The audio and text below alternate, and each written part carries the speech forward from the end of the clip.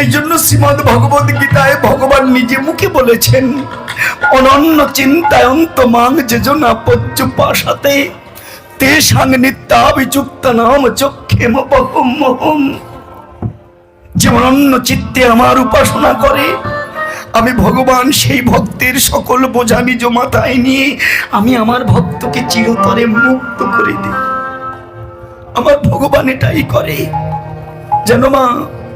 এই জন্য এ জগতে যদি কেউ ভালোবাসে, সে একমাত্র আমার ভগবান।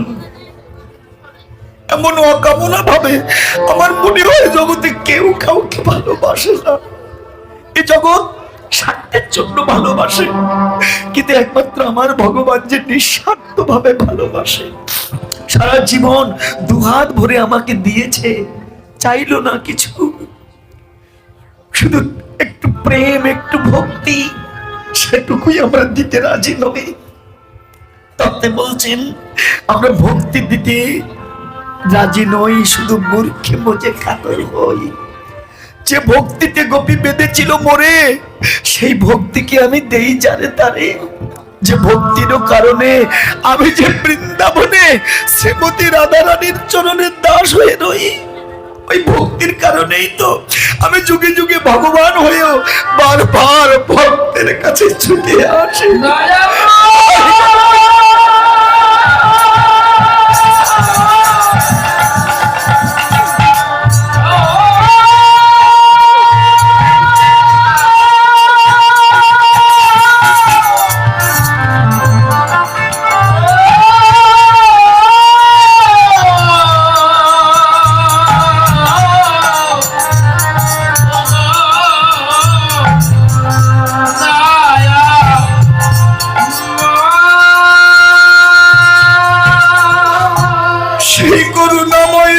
ভগবান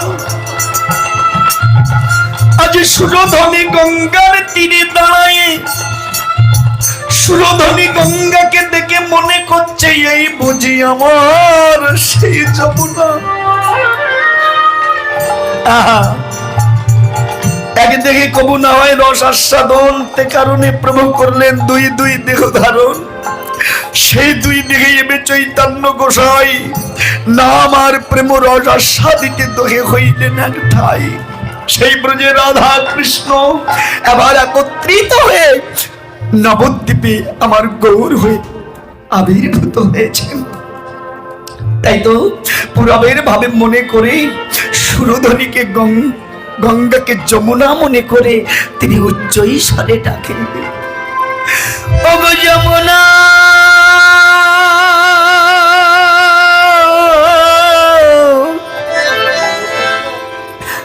যমুনা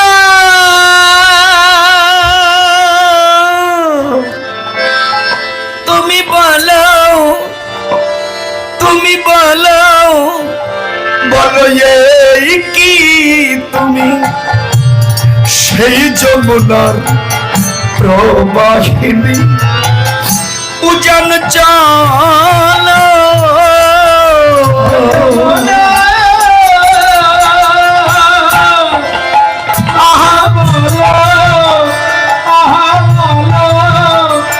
বলো কি তুমি সেই যমুনা প্রবাহিনী উজান চালো। যার বিশাল বক্ষে এই প্রেমের খাটে বিকায়িত নীল কান্ত মনি,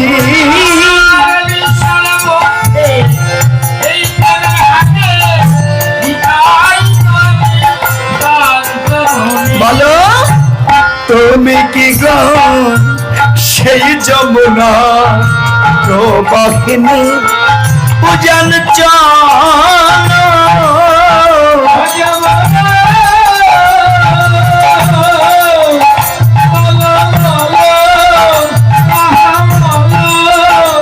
বলো কি তুমি সেই যমুনা প্রবাহিনী উজান চালো।